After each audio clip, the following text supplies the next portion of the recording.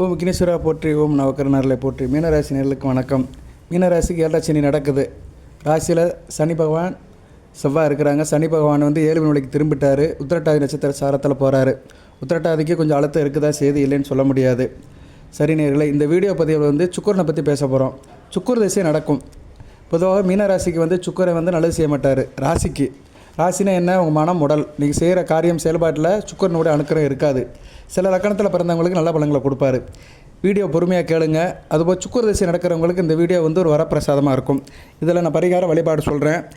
தனிப்பட்ட முறையில் உங்களுக்கு சுக்கர திசை நடக்கிறவங்களுக்கு எதுவும் பிரச்சனை இருக்குது, வழிபாடு பரிகாரம் எது தேவைப்படுது அப்படின்னா நீங்கள் கேட்டுக்கலாம். ஏன்னா 20 வருஷம் நடக்கும் உங்களுக்கு. ஒரு எந்த நட்சத்திரத்தில் பிறந்தாலும் சரி, உத்திரட்டாதியாக இருந்தாலும் சரி, ரேவதியாக இருந்தாலும் சரி, பூரட்டாதியாக இருந்தாலும் சரி, கண்டிப்பாக சுக்கர திசை உங்களுக்கு கிராஸ் ஆகும். ஒரு 35 வயசுலேருந்து 55 வயசு வரைக்கும் ஒரு டென்டேட்டிவாக சொன்னோம்னா கிராஸ் ஆகும். அந்த காலகட்டத்தில் இருக்கிறவங்க வாழ்க்கையில் செட்டில் ஆகணும்னு நினைப்பாங்க. ஒரு மத்தியம வயதில் சுக்கர திசை வரும். ஸோ சுக்கர திசை பிரச்சனை இருக்கிறவங்க கமெண்ட் பாக்ஸில் கேளுங்க. ஃபோன் பண்ணி கேட்காதீங்க, கமெண்ட் பாக்ஸில் கேளுங்க. சார், இந்த லக்கணத்தில் பிறந்திருக்கிறேன், நான் இந்த நட்சத்திரம் ரேவதி நட்சத்திரம், நான் மீன லக்கணத்தில் பிறந்திருக்கிறேன், எனக்கு சுக்கர திசையில் இந்த புத்தி நடக்கு, இந்த பிரச்சனை இருக்குது, அதை சொல்லுங்கள். சரியா? கண்டிப்பாக உங்களுக்கு தீர்வு சொல்லுவேன். அதாவது ராசி பலன் சொல்வதை காட்டிலும் ஒரு மனிதனுக்கு தீர்வு சொல்வதான் முக்கியம், ஒரு ஜோதிடர் முக்கியம். அதனால் உங்கள் பிரச்சனையை கமெண்ட் பாக்ஸில் நீங்கள் சொல்லுங்கள். சுருக்கமாக சொன்னால் போதும். சரியா? நான் அதுக்கு வழிபாடு தெய்வத்தையும் சொல்லுவேன், அதுக்குண்டான பரிகாரத்தையும் சொல்லுவேன். ரைட்டு. இப்போ சுக்கரனை பற்றி ஒரு கொட்டேஷன் கொடுப்போம். சுக்கரன் இயற்கையில் சுபர் தான். இயற்கை சுபர். குருவை காட்டிலையும் நல்லவர். உங்கள் ராசிநாதன் குருவை காட்டிலும் நல்லவர். ஒரு விடிவெளிக்கு சொந்தக்காரர், வெளிச்சத்துக்கு சொந்தக்காரன். சுக்கரனாலே சொகுசு வாழ்க்கைக்கு சொந்தக்காரன். மனுஷனுக்கு மகிழ்ச்சியை கொடுக்குறவர். ஒரு மனிதன் மகிழ்ச்சியாக இருக்கிறான்னா அது சுக்கரன் நல்லா இருக்காரான்னு அர்த்தம். பொதுவாக மீனராசிக்கு சுக்கரனுடைய வீடு 2மே மறையும். ரிஷபமும் மறையும், துலாமும் மறையும். சரியா? காலப்புருஷ சக்கரத்துக்கு 2ஆம் இடமும் மறையும், காலப்புருஷ சக்கரத்துக்கு 7ஆம் இடம் மறையும். இதுலேருந்து என்ன தெரியுதுன்னா, மீனராசினியர்களுக்கு சுக்கரன் குடும்பத்தில் தசை நடக்கும்போது சில பிரச்சனையை கொடுப்பார். குடும்பத்தில் சில பொருளாதார பிரச்சனை கொடுப்பார், குடும்ப சுகத்தை கெடுப்பார், கணவன் மனை உறவை கெடுப்பார், நண்பர்கள், சொந்த பந்தம், இணக்கம், கூட்டுத்தொழில், நண்பர்கள், பங்குதாரர், இப்படி சில விஷயத்தில் பிரச்சனையை கொடுப்பார். சுக்கிர திசையில் இதெல்லாம் நீங்கள் தாண்டி தான் போகணும். சுக்கிரன் பொதுவாக தனித்து இருந்தார்னா நல்ல பலன்களை கொடுப்பார். தனித்து அவர் இருக்கணும், யாரு கூட சேராமல் தனித்து இருந்தாருன்னா நல்ல பலன்களை கொடுப்பாரு. அவர் எந்தெந்த ராசியில் இருந்தார்னா என்னென்ன பலன்களை கொடுப்பாருன்னு ஒரு வழிகள் சொல்கிறேன். ஏன்னா 12 ராசி இருக்கும். ஒருத்தர் ஜாதகத்திலையும் தனி ஜாதக கட்டத்தில் ராசி கட்டத்தில் 9 கிரகங்கள் இருக்கும். 12 வீட்டில் 9 கிரகங்கள் இருக்கும். அந்த 9 கிரகத்தில் சுக்கிரன் ரொம்ப முக்கியமானவர். 20 வருஷம் அவருக்கு தான் அதிகமான தசா வருஷம் நடக்கும். இப்போ நீங்கள் மீன ராசியில் பிறந்துட்டிங்கன்னா ஒரு 80 வயசு வரைக்கும் வாழ்கிறீங்கன்னா 20 வருஷம் சுக்கிரன் எடுத்துக்கிடுவார். உங்கள் வாழ்நாளில் 25% எடுத்துக்கிடுவார். சரியா நேயர்களே? அதுபோக உங்களுக்கு மற்ற கிரகங்கள் இப்போ சுக்கிர திசை முடிஞ்சு சூரிய திசை நடக்கு. சூரியனை துலாமில் இருக்கார், இல்லை ரிஷபத்தில் இருந்தாலுமே சுக்கிரனுடைய ஆதிக்கத்துக்கு உட்பட்டு தான் செய்வார். ஸோ சுக்கிரன் எப்படியுமே உங்கள் வாழ்நாள் முழுக்க உங்களை தொடர்ந்து ஃபாலோ பண்ணிட்டு தான் இருப்பார். சரியா நேயர்களே? அப்பேற்பட்ட சுக்கிரன் மேசத்தில் இருக்கிறாரு. உங்கள் ராசி கட்டத்தில் மேசத்தில் இருக்கார் வச்சுக்கோங்களேன். மேசத்தில் சுக்கிரனுக்கு பிறந்தவங்களுக்கு நல்ல ஒழுக்கம் இருக்காது. சரியா? கையில் காசு பணம் அந்த அளவுக்கு சேர்க்க முடியாது. பெரும்பாலும் வாழ்க்கையில் கற்பனை கோட்டை தான் இருப்பாங்க. அப்படி வாழணும் இப்படி வாழணும்னு இருப்பாங்க. வழியே பெருசாக இவங்களால் எதுவும் சாதிக்க முடியாது. மனம் உடஞ்சி போயிடுவாங்க. அப்பப்போ சற்று உணர்ச்சி வசப்படக்கூடியவங்களாக இருப்பாங்க.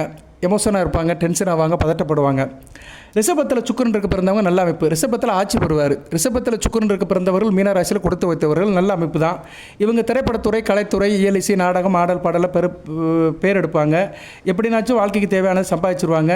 நல்ல சொத்து பத்தில் சேரும், நல்லபடியாக இருப்பாங்க. வாழ்க்கையில் பெரிய லெவலுக்கு ரீச் ஆகி நல்ல ஒரு அந்தஸ்தோட பேரும் போரோட வாழ்வாங்க. மிதுனத்தில் இருக்கலாம், நல்ல அமைப்பு தான். மிதுனத்தில் இருக்கிற சுக்கிரன் தான் வீட்டுக்கு மறையாமல் இருப்பார். துலாமுக்கு ரிஷபத்துக்கும் மறையாமல் இருப்பார். நல்ல பலன்களை கொடுப்பாரு. நல்ல கையில் காசு பணத்தை கொடுப்பாரு. நல்ல ஒரு அமைப்பை கொடுப்பாரு. பேரு புகழ் அந்தஸ்தை கொடுப்பாரு. நல்லா படிச்சிருப்பாங்க. ஆரம்ப கல்வி, உயர்கல்வியெலாம் நல்லா படித்து வீடு மனை வண்டி வாகனத்தோடு இருப்பாங்க. ஸோ மிதுனத்திலையும் சுக்கிரன் இருக்கலாம். கடகத்தில் சுக்கிரன் இருக்கக்கூடாது, பகமை பெறுவார். சந்திரன் அவருக்கு எதிரி. பொதுவாக கடகம், சிம்மம் சுக்கிரனுக்கு பகை வீடுகள். அதனால் கடகத்தில் இருந்தாருன்னா இவங்க எப்பயுமே உணர்ச்சி வசப்பட்ட நிலையில் இருப்பாங்க, டென்ஷனாக இருப்பாங்க. திருமண அமைப்பு நல்லா இருக்கார். ஒருத்தரை காதலிச்சுட்டு இன்னொரு கல்யாணம் பண்ணிக்கிறவாங்க. ஆண்பர் இருபாலருக்குமே திருமண வாழ்க்கையில் சில பிரச்சனைகள் இருக்கும். ஒன்றுக்கு மேற்பட்ட உறவு இருக்கும். இருப்பினும் பிள்ளைகளால் பெருமைப்படுவாங்க. வயசான காலத்தில் பிள்ளைகள் இவங்களை வச்சு காப்பாற்றும். அடுத்து சிம்மத்தில் சுக்கிரன் பகமைப்பட்டாலுமே ஓரளவு ஆளுமே அதிகாரத்தை கொடுப்பாரு. வாழ்க்கையில் ஒரு வெறித்தனத்தை கொடுப்பாரு. எப்படினாலும் கஷ்டப்பட்டு மேலே வரணும். சரியா? எப்படினாலும் வாழ்க்கையில் கஷ்டப்பட்டு மேலே வரணும், அடுத்தவனை மிதிச்சுனாச்சும் மேலே ஏறி போகணும் அப்படின்னு வாழ்க்கையில் வெறித்தனமாக இருந்து ஓரளவு காசு பணம் சம்பாதிப்பாங்க. ஆத்திரம் இருக்கும், ஆத்திரம், உணர்ச்சிவசப்படுவாங்க, டென்ஷன் ஆவாங்க, பொறாமை, சூதுவாதில் நிறையா இருக்கும். ஸோ மீனராசியில் பிறந்தவர்களுக்கு வாழ்நாள் முழுக்க சுக்கிரன் கொடுக்குற பலன்களை இந்த வீடியோவில் சொல்கிறேன், பொறுமையாக கேளுங்க. இது வந்து வாழ்நாள் யோக பலன். நீங்கள் ஒரு 80 வருஷம் வாழ்கிறீங்கன்னு வச்சுக்கோங்க, ஒரு 90 வருஷம் வாழ்கிறீங்கன்னா அதில் 20 வருஷத்துக்கு சுக்கிரன் எப்படி இருப்பாருன்னு சொல்கிறேன் நான். சரியா? 80ல் 20 வருடம், 80 வயது வாழ்கிறவர்களுக்கு 20 வருடம் சுக்கிரன் என்ன பலன்களை கொடுப்பார், அப்படி தான் டம்மில் போடுவேன். சரியா? 80 வயது நீங்கள் வாழ்ந்தால் அதில் 20 வருடம் சுக்கிரன் என்ன செய்வார்? 80 வயது நீங்கள் வாழ்ந்தால்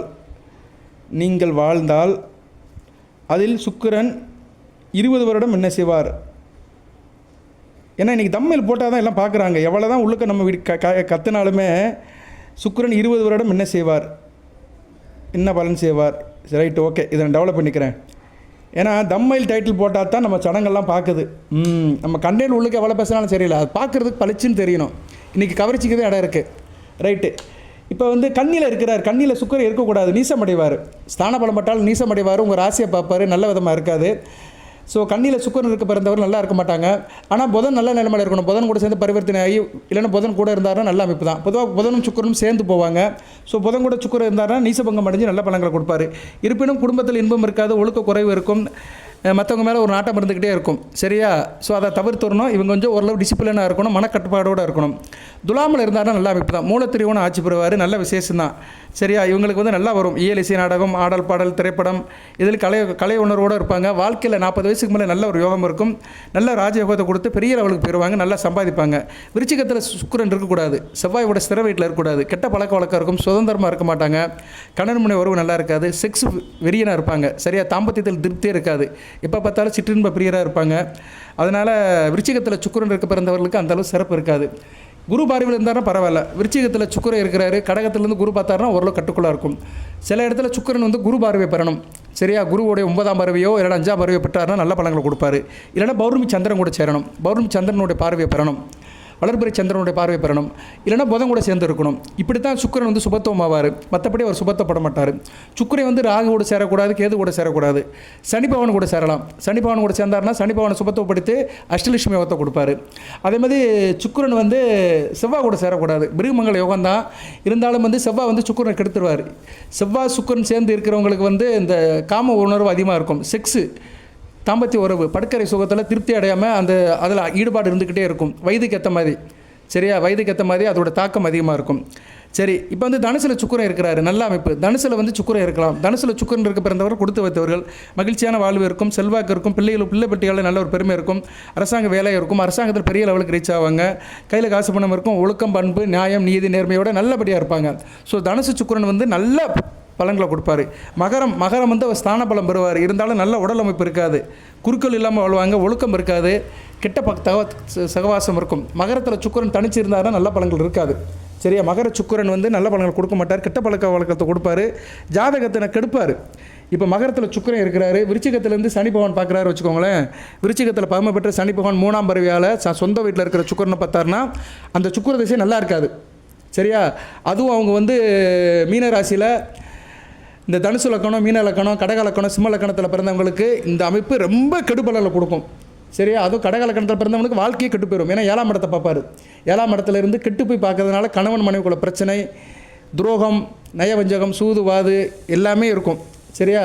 ஸோ மகரத்தில் சுக்கிரன் இருந்து கெட்ட நிலைமையில் இருந்தாருன்னா வாழ்க்கை கெட்டு போயிடும், தடமாறி போயிடுவாங்க சுக்கிர திசையில். அடுத்து வந்து கும்பத்தில் பரவாயில்ல, ஓரளவு காப்பாற்றிடுவார், ஜாதகனை காப்பாற்றிடுவார், கையில் காசு பணத்தை கொடுப்பாரு, திட்டமிட்டு செய்வாங்க, நல்லா பேசுவாங்க, ஓரளவு வாழ்க்கை போயிடும். மீனத்தில் சுக்கிரன் இருக்கலாம், உச்சம் அடைவார். உங்கள் ராசியில் சுக்கிரன் இருக்கலாம், உச்சம் அடைவார், நல்லது தான். சரியா? நல்ல ஒரு வாழ்க்கை இருக்கும், நல்ல பெரிய லெவலுக்கு போவாங்க, சொசைட்டியில் ஓகான்னு இருப்பாங்க, அரசியல்வாதியாக இருப்பாங்க, கலை சம்மந்தப்பட்ட காரியங்கள் நல்லாயிருக்கும், நல்லபடியாக வச்சுக்கிடுவார். ஸோ மீனத்தில் சுக்கிரன் இருக்கலாம், நல்ல விதமாக பார்க்கப்படுகிறது. சரி சார், இப்போ வந்து ஒவ்வொரு இடத்துல சுக்கிரன் ராசியில் இருந்தார்னா என்ன பலன் சொல்லிட்டேன். இப்போ வந்து லக்கண ரீதியாக சொல்கிறேன், பொறுமையாக கேளுங்க. இப்போ சுக்கிரன் வந்து எப்போ சார் பலன்களை கொடுப்பாரு அப்படின்னா தன்னோட தசாபுத்தியில் தான் கொடுப்பாரு, தசையில் கொடுப்பாரு அல்லது புத்தியில் கொடுப்பாரு, மேக்ஸிமம் தசையில் தான் கொடுப்பாரு. அவர் லக்கணத்துக்கு எந்த வீட்டில் இருக்கிறாரோ அந்த ஆதிபத்திய விஷயத்தை கொடுப்பாரு, எந்த நட்சத்திர சாரம் வாங்கியிருக்கிறாரோ அந்த சாரத்தின் வழியாக கொடுப்பாரு. இப்போ வந்து சுக்கிரன் வந்து எந்த லக்கணத்தில் பிறந்தாலுமே 3-8 மறையக்கூடாது, 3-8 மறையாமல் இருக்கணும், 3-8 மறைஞ்சு பகமை பெறக்கூடாது. சரியா நேரில்? இப்போ நான் உதாரணத்துக்கு சொல்கிறேன். நீங்கள் மீனராசி ரிஷப லக்கணத்தில் பிறந்திருக்கிறீங்க, இது ஒரு நல்ல அமைப்பு தான். ரிஷப லக்கணம் மீனராசி சுக்கிரை வந்து இதில் இருக்கக்கூடாது, எங்கே இருக்கக்கூடாது, கடகத்தில் இருக்கக்கூடாது. கடகத்தில் இருந்தாருன்னா நல்ல பலன்களை கொடுக்க மாட்டார். சரியா? அதுவும் கடகத்தில் வந்து புனர்பூச நட்சத்திரத்தில் என்ன வச்சுக்கோங்களேன், புனர்பூச 4ஆம் பாதத்தில் என்னாருன்னா அவங்களுக்கு சுக்கிர திசை சுத்தமாக நல்லா இருக்காது. இது வந்து ஒரு உதாரணம். மீன ராசி, நீங்கள் என்ன நட்சத்திரமாக இருந்துட்டு போங்க. ரிஷப லக்கணம், 3ஆம் இடம் கடகத்தில் இருக்கிறாரு. கடகத்தில் வந்து புனர்பூச 4ஆம் பாதத்தில் நிற்காரு வச்சுக்கோங்களேன். ஆனால் வர்க்கோத்தம் ஆவார். வர்க்கோத்தம் ஆனாலுமே லக்கணத்துக்கு அட்டமாதிபதி சாரத்தில் இருக்கிறதுனால நல்ல பலன்களை கொடுக்க மாட்டார். 3ஆம் இடத்துல மறைஞ்சு அட்டமாதிபதி சாரத்தை வாங்கிறதுனால இவன் என்ன பண்ணுவான்னா ஊரை விட்டு ஓடி போயிடுவான். அவ்வளோதான். வெளியூரில் தான் வேலை நடக்கும் அவனுக்கு. உள்ளூருக்குள்ளே இருக்க முடியாது. வெளிநாடு வெளிமாநிலத்தில் போய் தொழிலை பண்ணி அலைஞ்சி திரிஞ்சு காரியம் பண்ணி சம்பாதிக்கணும். அந்த அமைப்பை தான் கொடுப்பாரு. உதாரணத்துக்கு சொல்கிறேன். அதனால் சுக்கிரை வந்து லக்கணத்துக்கு, நீங்கள் எந்த லக்கணத்தில் பிறந்தாலும் சரி மீனராசியில் லக்கணத்துக்கு 3-8 மறையக்கூடாது. ஆனால் 3-8 அவர் மறைஞ்சாலுமே ஸ்தான பலம் பட்டார்னா பரவாயில்ல. இன்னொரு உதாரணத்துக்கு ஜாதகம் சொல்கிறேன். நீங்கள் மீனராசி மகர லக்கணம், மகர லக்கணத்துக்கு 3ஆம் இடம் உங்கள் ராசிலே இருக்கிறாரா, நல்ல அமைப்பு தான். ராசிலே சந்திரன் கூட சேர்ந்து இருப்பார், உச்சமாக இருப்பார், நல்ல அமைப்பு. லக்கணத்துக்கு 3ஆம் இடத்துல இருந்தாலுமே உச்சம் அடைவார். இது நல்ல பலன்களை கொடுப்பாரு. சரியா? மகர லக்கணத்துக்கு வந்து ராஜ யோகாதிபதி. மீனராசி மகர லக்கணத்தில் பிறந்தவங்களுக்கு சுக்கிரன் 5-10 கூடையவன் நல்ல பலன்களை கொடுப்பார். சொல்ல வந்த விஷயம் என்னென்னா, அவர் 3-8 மறைஞ்சாலுமே ஸ்தான பலம் பெற்று ஆட்சி உச்சம் அடைஞ்சாருன்னா நல்ல பலன்களை கொடுப்பாரு. எக்காரம் முன்னிட்டு சுக்கிரை வந்து ராகுவோட சேரக்கூடாது. ராகுவோட சேர்ந்தாருன்னா சுக்கிர திசை அம்பேல், சுக்கிர திசை நல்லா இருக்காது. உங்களுக்கு ராகு திசையும் வராது. சரியா? ராகு திசையும் வரப்போகிறது கிடையாது. பூரட்டாதிக்கு வராது, உத்திரட்டாதிக்கு வயசான காலத்தில் வரும், ரேவதிக்கு ரொம்ப வயசான காலத்தில் வரும். அந்நேரம் ராகு திசை ஓரளவு சுமாராக இருக்கும். ஆனால் சுக்கிர திசை நல்லா இருக்காது. ராகு வந்து சுக்கிரனை அப்படியே டோட்டலாக போட்டு கபலீகரம் பண்ணிடுவார். சுக்கிரன் கெட்டு போயிடுவார். சரியா? ராகுவை சுபத்துவப்படுத்தி சுக்கிரன் கெட்டு போயிடுவார். அதனால் சுக்கிர திசை 20 வருஷம் நல்லா இருக்காது. இவங்க தான் ரொம்ப அடி வாங்குவாங்க. சரியா? இதை பற்றி இன்னும் நிறையா சொல்லலாம். ஆனால் வீடியோ லென்த் அதிகமாகும். ராகு கூட சுக்கிரன் சேர்ந்து சில இடத்துல இருந்துட்டாருன்னா பயங்கரமான பலன்கள், கெடு பலங்களாக போயிடும். சரியா? உதாரணத்துக்கு சொல்கிறேன். மீனராசி ரிஷப லக்கணம், 7ஆம் இடம், ரிஷப லக்கணத்துக்கு 7ஆம் இடம் விருச்சிகம். விருச்சிகத்தில் சுக்கிரனும் ராகு இருந்தான்னு வச்சுக்கோங்களேன், அவ்வளோதான். சுக்கிர திசையில் புருஷன் முன்னாடி சேர்ந்து இருக்க மாட்டாங்க. ஏதோ ஒரு தப்பு பண்ணிவிட்டு 2 பேரும் பிரிஞ்சு ஓடி போயிடுவாங்க. சரியா? எதுவுமே நல்லா இருக்காது. அந்த கலசரசத்தை கெடுத்துருவார். சரியா? நேரில் இவ்வளோ தான் தோஷம், டோட்டலாக தோஷமாயிரும். இங்கே பிரச்சனை இருக்கிறவங்களுக்குலாம் இப்படிப்பட்ட இடத்துல ராகுவும் சுக்கிரனும் சேர்ந்து உட்காந்து தசை நடத்துவார். சுக்கிரன் ராகுவோட தன்னுடைய இயல்பெல்லாம் இழந்துருவார். ராகுங்கிற அந்த மாய கிரகத்தோட தன்னுடைய இயல்பை இழந்து சுக்கிரன் கெட்டு போயிடுவார். அப்போ சுக்கிர திசை நல்லா இருக்காது. ஸோ சுக்கிரன் நல்ல நிலைமையில் இருக்கணும்னா சுக்கிரனுக்கு வீடு கொடுத்த கிரகம் நல்லா இருக்கணும், சுக்கிரனை பார்க்குற கிரகம் நல்லா இருக்கணும், சுக்கிரன் கூட சேர்ந்த கிரகம் நல்லா இருக்கணும், சுக்கிரனுக்கு சாரம் கொடுத்த கிரகம் லக்கணத்துக்கு சுபராக இருக்கணும். இப்போ நீங்கள் வந்து மீனராசி மிதுன லக்கணத்தில் பிறந்திருக்கிறீங்க, நல்ல அமைப்பு தான். மீனராசி மிதுன லக்கணம் நல்ல அமைப்பு தான். மிதுன லக்கணத்தில் பிறந்தவங்களுக்கு சுக்கிரன் யாரோட சாரம் வாங்கணும் அப்படின்னா மிதுன லக்கணத்துக்கு அவர் சுயசாரம் வாங்கலாம், அல்லது சனி பகவான் சாரம் வாங்கலாம், அல்லது புதன் சாரம் வாங்கலாம். ஸோ மிதுன லக்கணத்துக்கு வந்து சுக்கிரன் உங்கள் ராசிலே இருக்கிறாரு, நல்ல அமைப்பு தான். லக்கணத்துக்கு 10ஆம் இடத்துல இருப்பார். சரியா? நிஸ்பலம் அடைஞ்சாலுமே ராசியில் இருப்பார். ரேவதி நட்சத்திரத்தில் இருந்தாருன்னா சூப்பர், ரேவதி 4ஆம் பாதத்தில் இருந்தாருன்னா ரொம்ப சூப்பர், வர்க்கோத்தம் ஆவார். அருமையான அமைப்பு. இவங்களுக்கு சுக்கிர திசை சூப்பராக இருக்கும். உதாரணத்துக்கு சொல்கிறேன். மீனராசி மிதுன லக்கணம், மிதுன லக்கணத்துக்கு சுக்கிரன் வந்து 5-12 கூடியவன், 5-12 கூடியவன் 10ஆம் இடத்துல இருந்து ரேவதி 4ஆம் பாதத்தில் நின்னார் வச்சுக்கோங்களேன், நல்லா இருக்கும். இவங்க வந்து நல்லா சம்பாதிப்பாங்க, 2 வருஷத்தில் சம்பாதிப்பாங்க, வெளிநாட்டுக்கு போயிடுவாங்க. சுக்கிரதசை நடக்கும்போது தூர இடத்துக்கு போய் நல்லா சம்பாதிச்சு தூர இடத்துல அதிர்ஷ்டமாகி தூர இடத்து அதிர்ஷ்டம் இருந்து நல்லா சம்பாதிச்சு நல்லா வாழ்வாங்க. அதுபோக வாழ்க்கையில் கடைசி காலத்தில் பிள்ளையை இவங்களை பார்த்துக்குறோம். அது பிள்ளைகள் எப்படி பார்த்துக்குறோம்னா அந்த பிள்ளைகள் வெளிநாட்டில் இருக்கும், அமெரிக்கா, லண்டன், யூஎஸ், நியூசிலாந்தில் இருக்கும். தாய் தப்பனை கூட்டு போய் அங்கேயே வச்சு செட்டில் பண்ணிடும். இப்படி பலன்கள் போகும். சரியா நேர்களே? ஸோ சுக்கிரை வந்து லக்கணத்துக்கு ஏற்ற மாதிரி நல்ல நட்சத்திர சாரத்தில், அந்த லக்கணத்துக்கு யோகாதிபதி நட்சத்திர சாரத்தில் இருந்து நல்ல பலன்களை கொடுப்பாரு. இது சொன்ன மிதுன லக்கணத்துக்கு வந்து புதன் நட்சத்திரத்தில் இருந்தேன்னா மிதுன லக்கணத்துக்கு புதன் வந்து லக்கணாதிபதி 1-4 கூடையவன், 1-4 கூடையவன் சாரத்தில் 5-12 கூடையவன் இருக்குது. அருமையான அமைப்பு. வெளிநாட்டில் வேலை பார்த்து இங்கே பணத்தை அனுப்பி உள்ளூரில் வீடு கட்டுவான், உள்ளூரில் 4-5 வீடு கட்டிடுவான். நம்ம ஊரில் பார்ப்போம், டேய் அவனுக்கு வெளிநாட்டு சம்பாத்தியம்டா, வெளிநாட்டில் சம்பாதிச்சு உள்ளூரில் பார்த்தியா 4-5 வீடு கட்டி வாடகை விட்டான், அந்த வாடகை பணத்தை வாங்கி அவன் காலத்தை கழிச்சிருவான்டா அப்படின்னு சொல்லுவான். அவங்களாம் இப்படி தான் இருப்பாங்க. மீனராசிக்கு எவ்வளோ சொல்லன்னு தெரியல, நானும் போட்டுக்கிட்டு தான் இருக்கேன் வீடியோ. ரைட்டு பாருங்கள். ரைட்டு, இப்போ ஒவ்வொரு லக்கணத்தில் இருந்தால் என்னென்ன பலன்கள்னு சொல்கிறேன் நான். சரியா? அதுக்கடுத்து தசா புத்தியை சொல்கிறேன். வீடியோவில் வந்து கொஞ்சம் கூட தான் இருக்கும், பாருங்கள். பார்க்குறவர்களுக்கு இந்த வீடியோ ஒரு புண்ணியமான வீடியோவாக இருக்கும். இன்னும் நிறையா சொல்லலாம் சுக்கிர திசையை பற்றி, கொஞ்சம் கொஞ்சமாக சொல்கிறேன். சரியா? பாருங்கள். எது சந்தேகம் இருந்துச்சுன்னா கமெண்ட் பாக்ஸில் கேளுங்க. ரொம்ப முடியல சார் அப்படின்னா ஜாதகத்தை செக் பண்ணுங்கள். ஜாதகத்தை செக் பண்ணுறவங்க வாட்ஸ்அப்பில் அனுப்புங்க. அதுக்கு உண்டான டேர்ம்ஸ் அண்ட் கண்டிஷன் சொல்லிவிட்டு முறைப்படி பார்த்து கொடுப்போம். அதுக்கு என்ன கட்டணம்லாம் சொல்லுவோம். உங்களுக்கு 20 வருஷம் எப்படி போகும் அதையும் சொல்லிடலாம். சரியா? ரைட்டு. இப்போ மேச லக்கணத்தில் பிறந்தவங்களுக்கு சுக்கிரன் என்ன செய்வார் மீனராசியில் அப்படின்னா, மேச லக்கணத்தில் பிறந்தவங்களுக்கு வந்து சுக்கிரை வந்து 2-7 கூடியவனாக வருவார். சரியா, குடும்பம் மற்றும் கலசர ஸ்தானாதிபதியாக வருவார். அவர் வந்து என்ன பலன்களை சார் கொடுப்பாரு அப்படின்னா, அவர் இயற்கை சுபராக இருக்கிறதுனால நல்ல ஒரு பலன்களை தான் கொடுப்பாரு. சரியா, ஆனால் 7ஆம் இடத்துல இருக்கக்கூடாது. 7ஆம் இடத்துல இருந்தால் கலத்திர தோஷத்தை கொடுப்பாரு. இருப்பினும் சுக்கிரன் தனிச்சு இருந்தாருன்னா நல்ல பலன்களை கொடுப்பாரு. சரியா, சுபகரங்களோடு சேர்ந்து இருந்தாருன்னா நல்ல பலன்களை கொடுப்பாரு. நல்ல ஒரு அமைப்பை கொடுப்பாரு. சரியா, மேச லக்கணத்துக்கு வந்து அவர் வந்து மாரகஸ்தானத்தில் இருக்கக்கூடாது, 2ஆம் இடத்துல இருக்கக்கூடாது, 7ஆம் இடத்துல இருக்கக்கூடாது. 2ஆம் இடம் 7ஆம் இடத்துல இருந்தாருன்னா மாரகத்துக்கு ஒப்பான கடன்களை கொடுப்பாரு. 4ஆம் இடம், 5ஆம் இடம், 6ஆம் இடம், 9ஆம் இடம், 10ஆம் இடம், 11ஆம் இடம் இருக்கலாம். ஸோ மேச லக்கணத்துக்கு ஒரு மாரகாதிபதியாக வரதுனால 2, 3, 7, 8, 12 இருக்கக்கூடாது. சரியா, 2, 3, 7, 8, 12 இருக்கக்கூடாது. இதில் வந்து 7ல் இருந்தாருன்னா ஆட்சி பெறுவார், 2ல் இருந்தாலும் ஆட்சி பெறுவார். அதாவது எப்படின்னா கொடுத்து கெடுப்பார். 12ல் இருந்தால் உச்சம் அடைவார், கொடுத்து கெடுப்பார். மற்ற இடத்துல இருந்தாருன்னா கொடுக்காமலே கெடுத்துருவார். ஸோ மேச லக்கணத்துக்கு இப்படி பலன்களை கொடுப்பாரு. அடுத்து ரிஷப லக்கணம், லக்கணாதிபதியாக வருவார். அந்த அளவுக்கு கெடுக்க மாட்டார், 150% நல்ல பலன்களை கொடுப்பாரு. லக்கணாதிபதியாக இருக்கிறதுனால ஓரளவு ஜாதகனை வாழ வச்சுருவார். ஆனால் 6 கூடியவனாக வரதுனால நோய் தாக்கம் இருக்கும். சுக்கிரதிசையில் உடல்நல முடியாமல் போயிடும். சுகர் பிரச்சனை, வயிற்று பிரச்சனை, செரிமான பிரச்சனை, சரியா, இது மாதிரி பிரச்சனையை கொடுப்பாரு. 6 கூடியவனாக வரதுனால 50% நல்ல பலன்களை கொடுப்பாரு.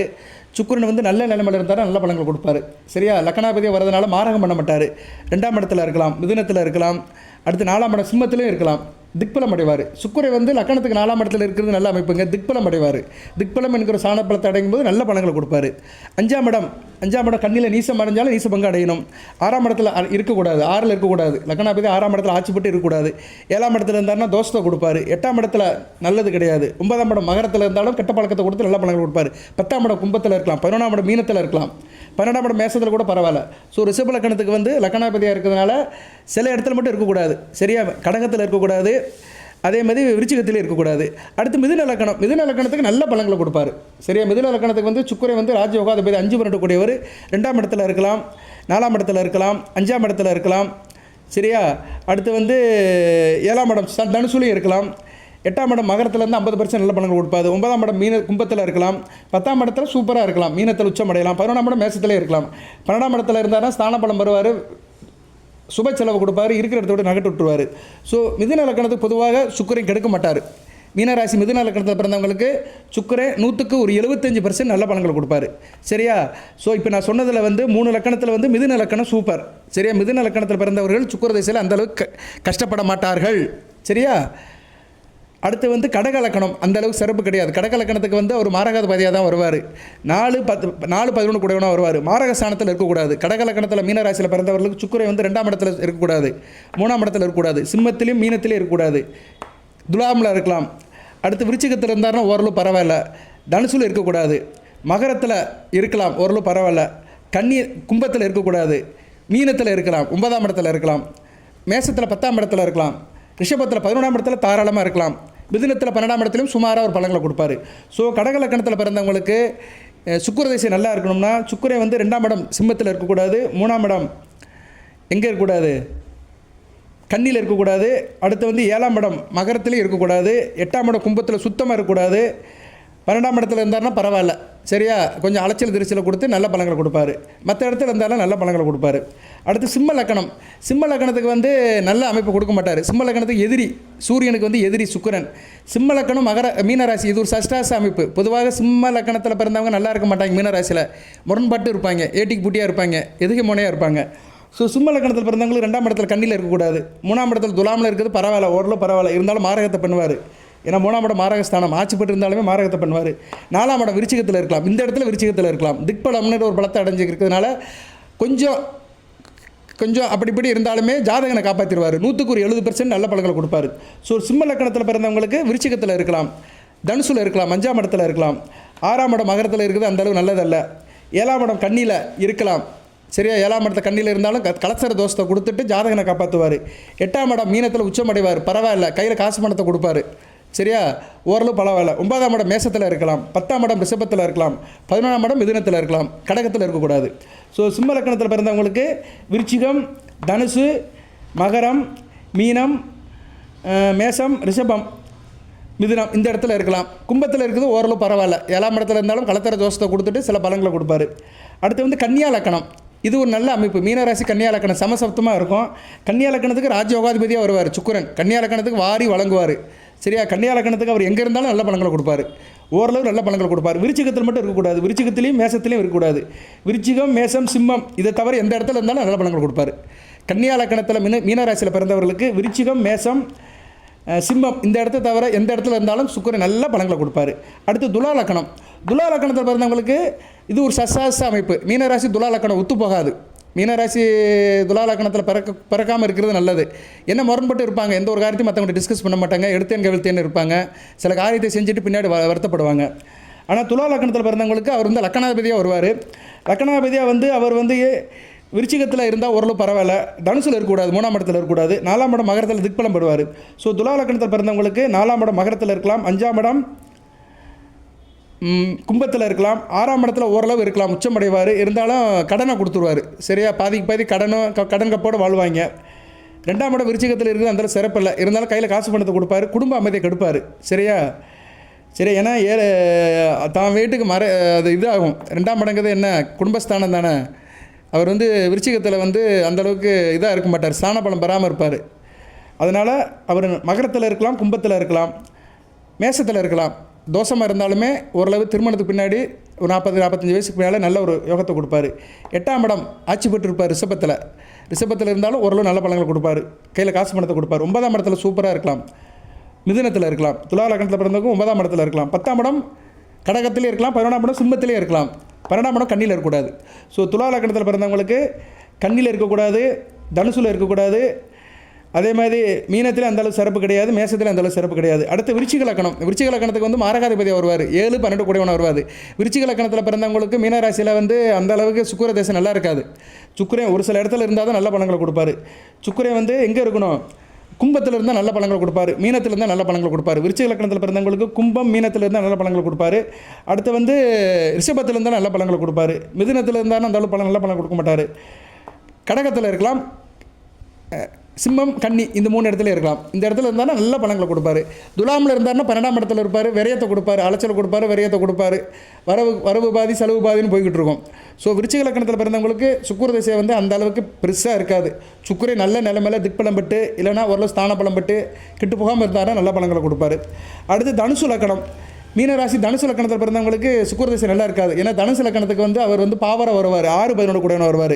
மாரகஸ்தானத்தில் இருந்தாலும் மாரகத்தை கொடுப்பார். அதனால் மகரத்தில் இருக்கக்கூடாது, கும்பத்தில் இருக்கக்கூடாது, மீனத்தில் இருக்கலாம், மேசத்தில் இருக்கலாம், ரிஷபத்தில் இருக்கக்கூடாது, மிதுனத்தில் இருக்கலாம், கடகத்தில் இருக்கக்கூடாது, மேசத்தில் இருக்கலாம், கண்ணியில் பரவாயில்ல, நீசம் அடைஞ்சாலும் பரவாயில்ல, துலாமில் இருக்கலாம்.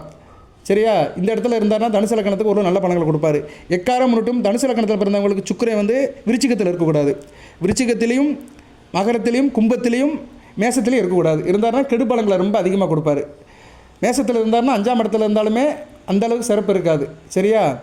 அடுத்து வந்து மகர லக்னம். மகர லக்னத்துக்கு வந்து மீனராசிக்கு வந்து நல்ல பலன்களை கொடுப்பார். மகர லக்னத்தில் பிறந்தவங்களுக்கு ராஜ்ய யோகாதிபதியாக வருவார், 5-10 கூடையோட வருவார்.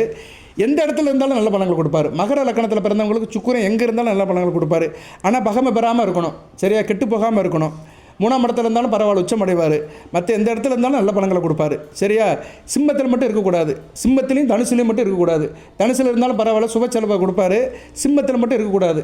ஸோ மீனராசி மகர லக்னத்தில் பிறந்தவங்களுக்கு சிம்மம் 8ஆம் இடத்துல சுக்கிரன் இல்லாமல் இருந்துச்சுன்னா நல்ல யோக பலன்களை 20 வருஷம் கொடுப்பாரு. அடுத்து கும்ப லக்னம். கும்ப லக்னத்துக்கு நல்ல பலன்களை கொடுப்பாரு. 4-9 கூடியவனாக வருவார். சுகஸ்தானாபதி பாக்கியஸ்தானாபதி வரதுனால எந்த இடத்துல இருந்தாலும் நல்ல பலன்களை கொடுப்பாரு. ஆனால் 3ஆம் இடத்துல இருக்கக்கூடாது, மேசத்தில் பகமப்பட்டு இருக்கக்கூடாது. கும்ப லக்னத்தில் மீனராசியில் பிறந்தவங்களுக்கு 3ஆம் இடம் மேசத்தில் இருக்கக்கூடாது. அதே மாதிரி 6ஆம் இடம் கடகத்தில் இருக்கக்கூடாது. சரியா? 7ஆம் இடம் சிம்மத்தில் இருக்கக்கூடாது. 3, 6, 7 இந்த இடத்த விட்டுட்டு மற்ற எந்த இடத்துல இருந்தாலும் நல்ல பலன்களை கொடுப்பாரு. கண்ணியில் இருந்தால் மறைவார், 8ஆம் இடத்துல மறைஞ்சு நீசம் அடைவார். ஸோ கண்ணியில் இருக்கக்கூடாது. ஸோ மேசம், கடகம், சிம்மம், கன்னி இதில் இல்லாமல் சுக்கிரன் மற்ற எந்த இடத்துல இருந்தாலும் கும்ப லக்னத்தில் பிறந்தவங்களுக்கு நல்ல பலன்களை கொடுப்பாரு. அடுத்து மீனராசி மீன லக்னம். மீனராசி மீன லக்னத்துக்கு வந்து சுக்கிரன் நல்ல பலன்கள் கொடுக்க மாட்டார். ஏன்னா அட்டமாதிபதி வருவார், 3-8 கூடியவன் வருதுனால நல்ல பலன்களை கொடுக்க மாட்டார். அதனால் அவர் வந்து மாரக ஸ்தானத்தில் இருக்கக்கூடாது. மாரக பாதகாத வேலையை பார்ப்பார். 2ஆம் இடத்துல இருக்கக்கூடாது. சரியா? தேசத்தில் இருக்கக்கூடாது, ரிஷபத்தில் இருக்கக்கூடாது, ஆட்சி பெற்றால் இருக்கக்கூடாது. 4ஆம் இடம் மிதுனத்தில் இருக்கலாம், 5ஆம் இடம் கடகத்தில் இருக்கலாம். 2, 3, 7, 8, 12 இருக்கக்கூடாது. மேசம், ரிஷபம், கன்னி, துலாம், கும்பம் இந்த இடத்துல இல்லாமல் இருந்தாருன்னா ஓரளவு மீனராசி மீன லக்னத்தை பிறந்தவங்களுக்கு சுக்கிரன் நல்ல பலன்களை கொடுப்பாரு.